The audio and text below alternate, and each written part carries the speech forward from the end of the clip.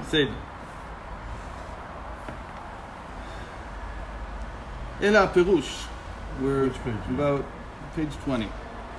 Are you doing all the spots and the angels and the rebels and the world? No, we're going to do this very quickly. That's what you did. אם כן, איך ייתכן בחינת אנטוחקים וגם לא יתלך שם ידיעה? How can it be both that Hashem is above wisdom and also he doesn't have a known name? Because not having a known name, we saw that the Ptach Eliyahu really divides into 4 sections. There's an introduction, page. איך ייתכן? Oh, Shalom Aleichem. I hope you weren't here yesterday. I sent you a message. Did you get it? I got it. Oh. Time? Yeah, I got it. Because somebody can say, yeah, I got it later that evening. That's true. I was just, it wasn't because of you, it was just, I don't know, I couldn't sleep. It's better for me if I just come every day anyway. Okay. 7. So you find it? You found it? So we saw that there are 4 sections to Ptach Eliyahu. So now he's saying it. He's saying it can't be that this is talking about the same thing. So you have to divide the Ptach Eliyahu into different sections. Each one is talking about something else. So how can it be that he's both what we call that he has some connection to wisdom, although he's not the wisdom that we know, which is a lower level. Okay? And at the same time that he has no known name. Not to have no known name means that he has no connection to anything that's revealed, because a name means revelation. ביטל תרא. אלא הפירוש למתחילה אמר אנטו חד ולא בחושבן. First of all, you're one and without number. ואף אגב דפיקת 10 תיקונים שהם 10 ספירות התיקון לאצילות אשר כל ספירה בחינה מיוחד מזולתה חוכמה חסד, ואם כן, הווה סל כדעתך שגם בעצמות יש חסד וגם כן בחינות מיוחדות חוכמה חסד. לזה אמר שאינו כן, כי בחינת האנטוחקים הוא לא בחוכמה ידיעה. So he says, because remember it went from the bottom to up. So we started out with how he is when there are separate sfirot. He said you're one, and the one that's not countable, but you made 10 tikkunim, you made 10 garments that can contain your light. So he says if you talk about 10 garments, those are obviously the sfirot. So he has to say, but there's a higher level in which there's no affinity to the sfirot at all. What we call chokhmah yediyah, that's the chokhmah of Atzilus. That's the chokhmah of the world of emanation. Even though that itself, the wisdom in the world of emanation is much higher than the wisdom in the worlds of creation, formation, and action. Nonetheless, it's called known. What do we mean by known? That it gives itself over to the lower world, and their root is in that wisdom that's in emanation. And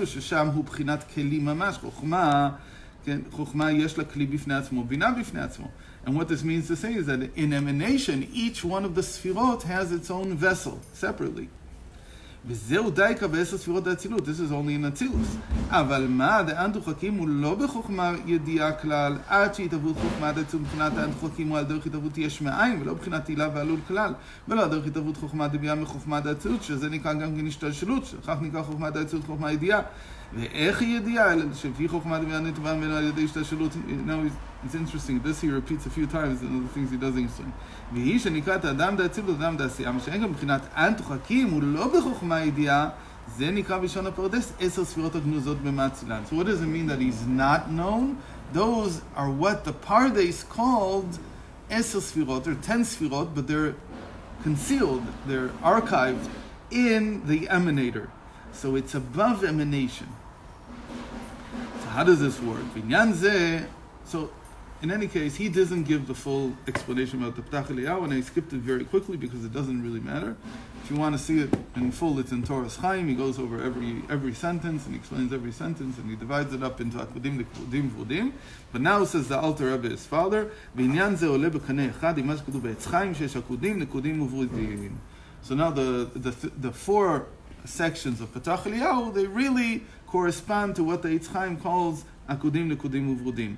Akudim, that v'hainu shebe akudim kol ha'esar sfirot hem akudim b'kli echad. Why are they called akudim? Akudim means that they're tied up, or they're bound together. They're bound together because all the lights are contained within one vessel. That's akudim. That's the highest level. That's the highest world, as it were. Even though it's called world, it's not the same thing as bria, yetzira, asiyah. Okay, but it's called world, Olam HaKudim. And we said again, this is the most mystical section of the entire Chumash. The entire Torah, the most mystical part is Yaakov's dream, in which he sees the Akudim, Vrudim. Yaakov, you had that dream, so you can hear it now. I don't remember. In life. ואין שם שום התחלקות כלל ל10 ספירות. Because they're all bound in one vessel, you can't differentiate between them. ובניקודים, why is it called dots? It's not dots, it's more like points. Okay? הוא שנחלקו ל10 נקודים. They became 10 points. So it means that each light had its own vessel, except that a real vessel can't be. Whose is this? Yours? Except that a vessel can't have only one dimension. It can't be, actually, no dimensions. What kind of a vessel would you make that has 0 dimensions? It can't hold anything. But that's the world of Nikudim. In the world of Nikudim, each Sfirah had a vessel that even though it was differentiated, it couldn't contain it. That's what it's trying to say. It's not trying to talk about an actual vessel. It's just trying to say. It's in some ways the antithesis of a vessel. Of Akudim. In other words, Akudim is there's one Huge vessel for everything. It's like, what is it? I want my own. Good. Selfie. It's like I want it completely my own. We went from 10 dimensions that could hold all 10 Sfirot in Akudim to 0 dimensions for each Sfirah. So which do you prefer? Good. So it actually turns out, what's the idea? Or maybe 1 dimension. It's like the question of how do you raise children? Is it better to raise children, each child in his own room? Or is it better to put all the children in one room? Which one is better? So it turns out that if you put everybody in the same room, they're bound. They can't develop the way that you would like them maybe to, but on the other hand, they don't break. It's easier for them to remain egoless, let's call it. It's easier for them to learn how to be in bittul. But the moment that you put each child in a separate room, so you're setting it up for them becoming very egotistical. And that's basically what happened here to the sfirot, to the lights. ובנקודים שנחלקו ל10 נקודות, וברודים עולם התיקון. And after the world of points, the world of nikudim shattered, so the vrudim, which is really stripes, really what it means, there's your zebra from the story from before. So the zebra really wanted to know, from what world am I? Am I from the world of vrudim or am I from the world of akudim? So that's the world of rectification, b'chinat partzufim, because in the world of rectification, what does the stripes mean? That each sfirah became a much larger vessel. And the moment it became a much larger vessel, when you mature, you can handle even the fact that you were in a separate room once. Otherwise, when you're too young, so that actually causes you to be too egotistical. And about that it says, that's what he means when he talks about eser tikunim, which was the first statement. It's actually the second part, because we said there's a small disclaimer. And we Jews don't talk about anything about God. That was the disclaimer, the first sentence. But the first section was about vrudim, was about there being 10 separate vessels. A tikkun is a vessel, basically. Shem ezas v'od vrudim. Omnam. שלושה מקורם, their source, שהם בחינת הקודים, הרי הם בכלי אחד ממש, כל הבחינות חוכמה ובינה, והיינו לפי שהם למעלה ממהות בחינת חוכמה ובינה, ידועים להציל. So all this is very nice. This is all in a locus, in godliness. It's all the same way in the neshama. When the neshama comes down into the world, all the forces, all the talents, everything together is bound in a single vessel. It's the package you get. It's called the baby. And there's nothing that you can see that's separate. There's none of the talents are coming out. The only thing that you see is a bundle that just wants to eat and sleep. That's all it wants. It's not bringing out any kind of qualities. Now whether it's going to be smart, whether it's going to be fast, nothing. There's nothing you can see there. Slowly as you mature, so there's the first stage where all of the talents begin to come out, which is somewhere around from age 5 to age 20.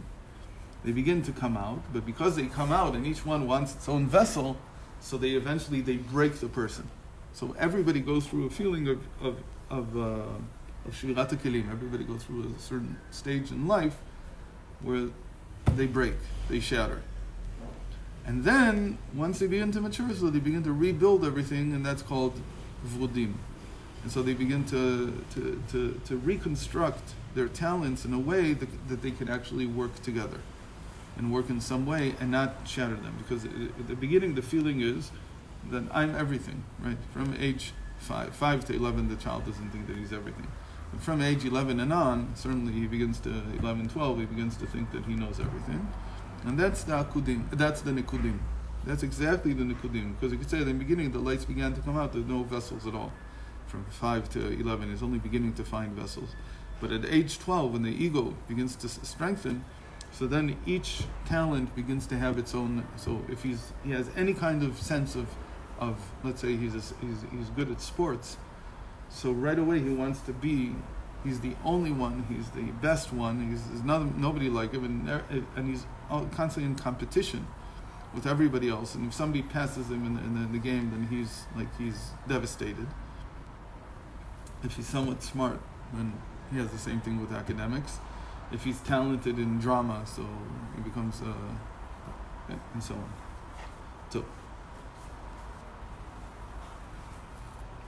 So now skip the parentheses. And all this, ולכן יקרים שהם 10 ספירות הגנוזות. ויובן הדרך משן, so now he's going to say it in the psyche. כי הנה כוחות הנפש שמתלבשים באיברי הגוף, הרי הם מתחלקים כל כוח מהות בפני עצמו, באיבר מיוחד בפני עצמו. So the usual explanation, the usual allegory by the Alter Rebbe is how the neshama divides or fills the body. Meaning that in the beginning, this is what we just said about maturity. In the beginning, all the powers of the neshama are bound in one place. That's the baby. That everything is in the brain, and it's waiting to come out. But it's all bound together. So in the beginning, הנה כוחות הנפש המתלבשים באיברי הגוף, הרי מתחלקים כל כוח מהות בפני עצמו ואיבר מיוחד בפני עצמו. When you see the final results, you see that there's the power of sight in the eye, and the power of hearing in the ear, and the power of action in the hands. וכן בכוחות אלו נלמד כוח השכל במוח, and the power of thought is in the brain, וכוח המידות בלב, and the person feels that the power of his emotions is in his heart. והנה כל כוחות אלו נמשכים מתפשטים מן הנפש אחד. They all come from one psyche, from one soul. שהיא עצם אחד, it's one object. ואם כן החילוקי כוחות הנפש כשהיו עדיין כלולים בנפש, ודאי היו כולם בהתקללות אחד ממש בלי שום התחלקות. So in the beginning, in Akudim, when you have the baby, everything was together in one bundle. וכמו שהנפש היא עצם אחד, ואיכו זה ולא אנו רואים ראייה ושמיים שני בחינות שונות ונזור. How could they exist together in one package before they began to, to differentiate into the different parts of the body? אלא ודאי משום כשהיו בחינת כוחות אלו בנפש, הם בחינת דקה ורוחנית יותר. So it's not the full-blown power, it's not the full-blown power of sight, it's not the full-blown power of speech, and so on. It's rather a hint of it. It's a more delicate, it's a more spiritual aspect of it. And then when it comes into the body itself, when it comes into the vessel itself. We've talked a lot about this, that the Western world stresses a completely opposite sense, that somehow the baby is worth more than the adult. Right? And God forbid, if a baby is hurt, then everybody gets up in arms. But when adults are killed, no, adults already lived. Why? Because they take the object of life to be to enjoy life. So if you're 40 years old and you were killed, but you already enjoyed life for 40 years, so it's not so bad. But if you were only 6 months old and you were killed, that's an atrocity because you didn't get to enjoy life.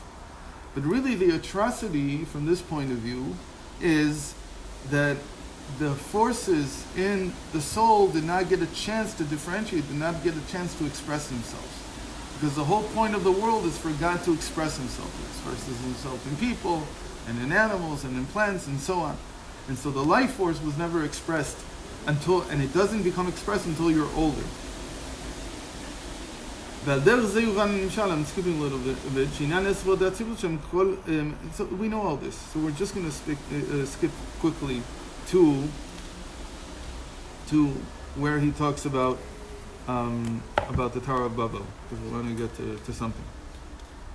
V'nei b'olam ha'nikudim, when each of the lights was in a separate vessel, even though it was just a point, dimensionless point, haya shvirat ha'kelim, it caused the shattering of the vessels. Shezeu inyan olam ha'tohu.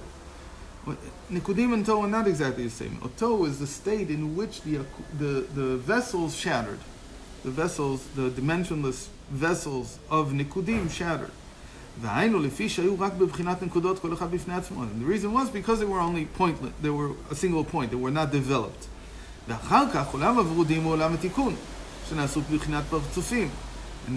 Vrudim, the world of rectification, is when the pieces were brought together and made into full partsufim, into full models, each one a full mature vessel.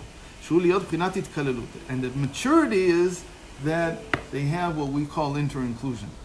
Now the inter-inclusion is the key to everything here.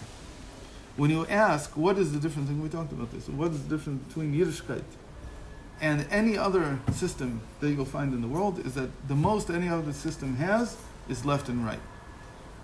It's left and right. So it's true. That's what there is in it. It's two extremes.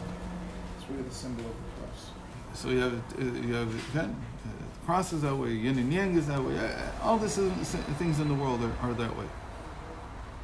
Even when you say that they do a composite, It's binary composite. it's just this and that. Okay? But really, it's not a third thing. It's just adding the two things. It's a mixture. And the hiskalut of the yin yang is also not the third thing. It's a mixture. But it's a pure hiskalut, which is when you have an equilibrium between both sides. Then there's also not a hiskalut because you can't have it back and forth because an equilibrium means that it's static. There, they don't even want you to fully combine them. They don't want to create a mixture. They want them to be in balance. That's in the East. The big chiddush of Yiddishkeit, really when you ask in the end, what did we say different than everybody else? That's the middle axis. Nobody else talks about, as far as I've ever seen, nobody talks about the middle axis being a third thing. It's just completely new. It's not, people understand, it's this and that together. No, it's not this and that together. Inter-inclusion, the middle axis, which is the inter-inclusive axis, is a third thing. It's a third power. Because without bittul, it can't really exist. That's it. And then when there's yeshus, then you can't really have a third axis. No? And lots of other reasons. Some of it. What's the idea? The idea is that there's complexity.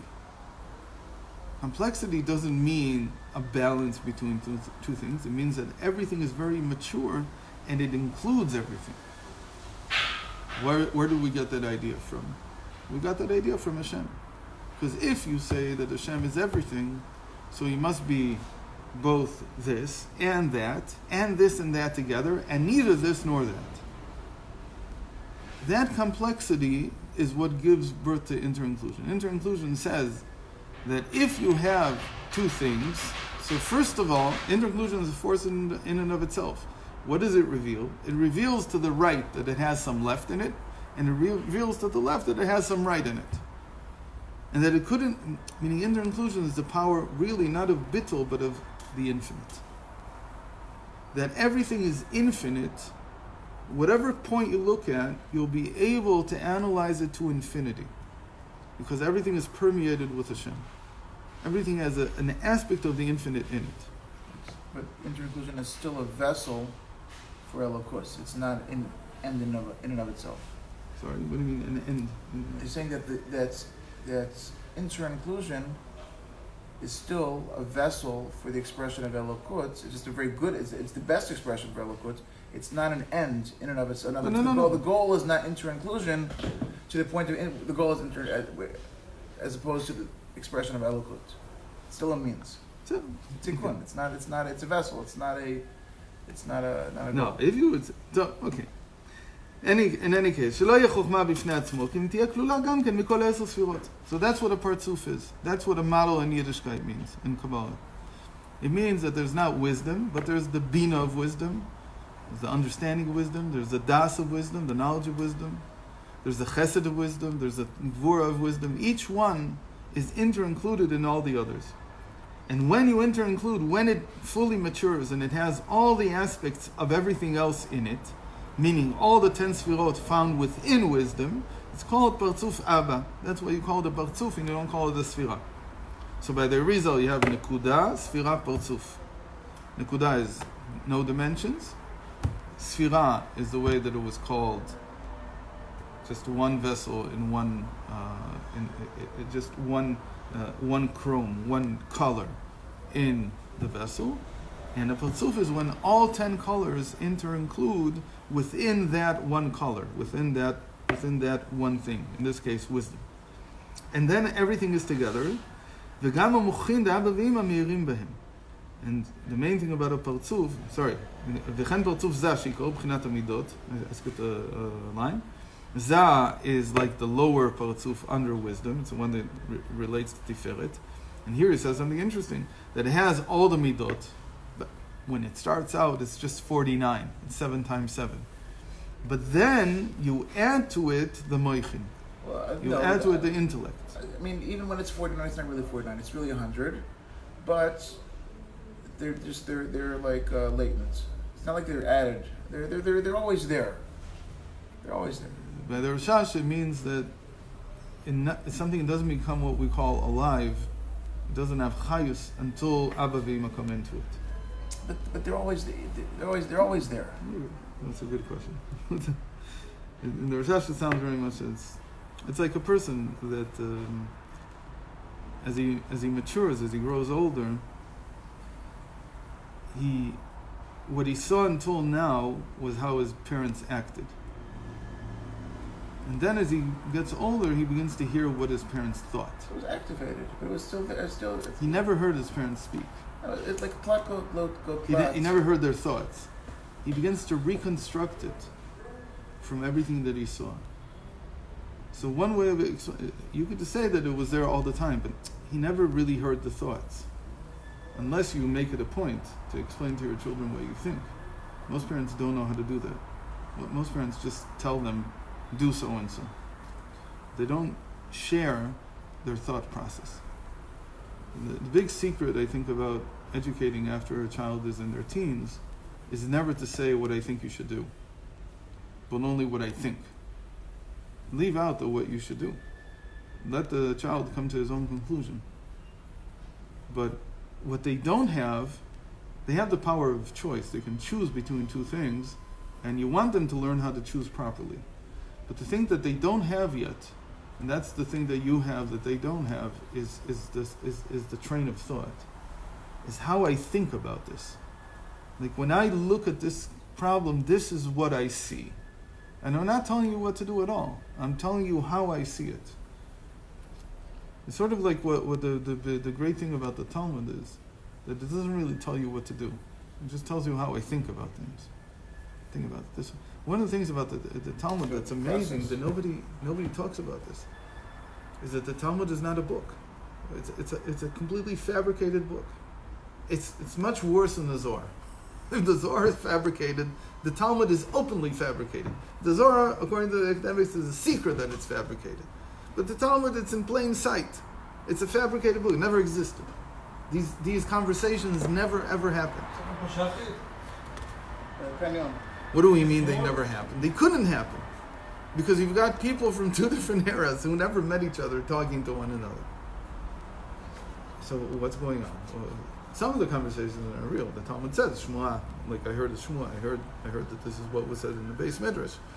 But a great quantity of it is the part of the editing process, which is why the Talmud is so great. People say, why is this the greatest? Why is this the most important book in the Yiddishkeit? Much more important than the Chumash. Okay? Surprisingly, because more people spend so much more time on Talmud than they do on Chumash. And the Rambam says, if you learn Talmud, you already learned Chumash. It's already contained. So I think the answer is very simple, because the editors had the understanding that you're not supposed to tell people what to do. You're supposed to think. And to show them how to think, these are real. This person thought this way. This sage thought this way. This sage thought this way. Now we're going to show you what happens when you put this versus that? What are the possible outcomes? And that's already the editing process. But it's an ingenious thing. So he never tells you, even it says, we just had this in Daf Yomi yesterday, it says Hilchata. Daf Yomi yesterday dealt with the question of when the Talmud says Hilchata, should you listen to it or not? So he says there are two different types of Hilchata. Hilchata means this is the halacha. It's as if the Shmuah included the Hilchata, you can disregard it because it's just part of the Shmuah. If the Talmud itself says Hilchata, the editor said Hilchata, so for whatever reason they came to a conclusion after the whole discussion, and then it has much more weight. But if the Hilchata is just in the sources, said that one of the sources they didn't want to change it, or for whatever reason, and they brought the Hilchata also. So in any case, it's an incredible thing to show people how to think, not to tell them what to do, but to show them how to think. Anyway, so that's really what happened in Vrudim, in the inter-inclusion. So you have this discussion, you can have this dialogue in yourself. In any case, how does all this work with what does all this mean for the Tower of Babel? So let's get to where he says this. V'inei dor ha'pelaga. So we're on page Yudalf, Amuda Aleph, 2/3 of the way down. V'inei dor ha'pelaga. Amru v'na'asa lanu shem פה נפוץ, שרצו גם כן שקבלו השפע מבחינת שם הווי שהוא המשכה עליונה, וזהו ונעשה לנו שם. Shem means we want to receive how Hashem is revealed in the world. We want to receive the sustenance. פה נפוץ, so that we will not be scattered. So what does that sound like now? We don't want to be scattered. That you want to stay in the level of Akudim. They want a unity, but they want a unity in which nobody can express himself really. Everybody will be together, bound in one single vessel.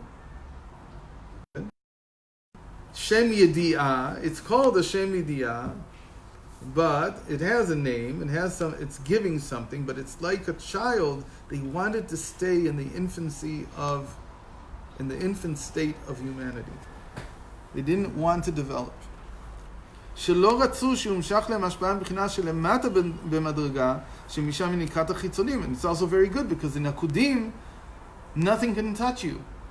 There also can't be crime, there can't be anything. What is Akudim like? That's 1984 basically. So if you can hold people back 2019 this guy did the same thing. So there's always this thing like hidden, latent within humanity, that people who imagine that somehow peace and prosperity will come when everybody's castrated. I have a friend, Oded Kitov. People won't like the West when they hear this, but he says this, and to a great degree, at least in Israel, it's true, because Israel's not really. He's never seen America, but he says. Democracy, so he said it about democracy in general. I don't think it's true about democracy in general. It's definitely true here that democracy castrates. What does he mean to say? It means that the thing they call democracy here, what do you call it? Ma'akev. It holds back the person's development. Because you can't think whatever you want. You can't say you're not free to do what you want. Let's take a small example, very small, almost meaningless. If you want to learn how to fly in Israel, completely not important. Who cares if you can fly or not? But some people want to. Can you do that? Can you get a license in Israel? Up to 10 years ago, no.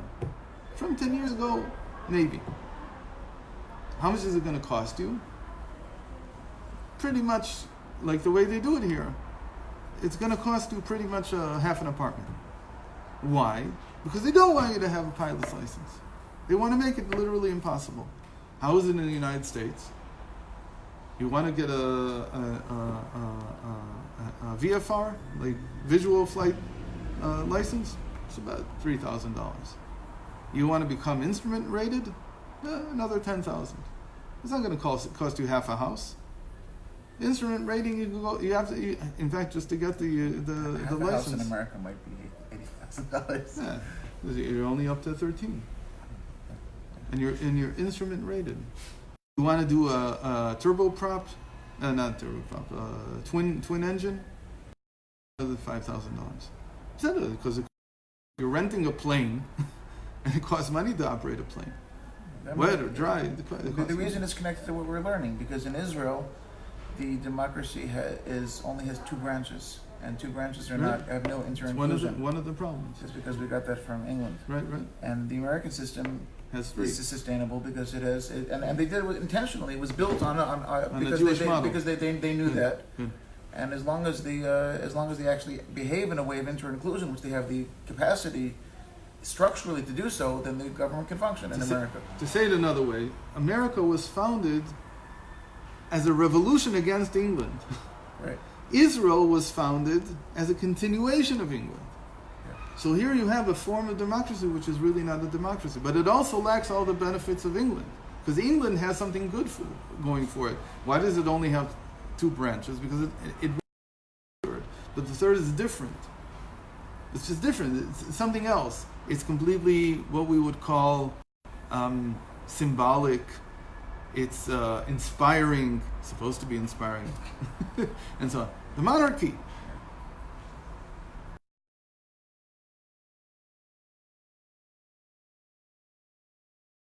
You have a person who's, especially with the present queen, who is 100% dedicated to England. She's not there for her own benefit. That's what people feel. She's really she's an honest figure. So she becomes something that unifies people. Don't you believe it? What? But what they wanted was that everything should be stuck together in one vessel, and so that's like a child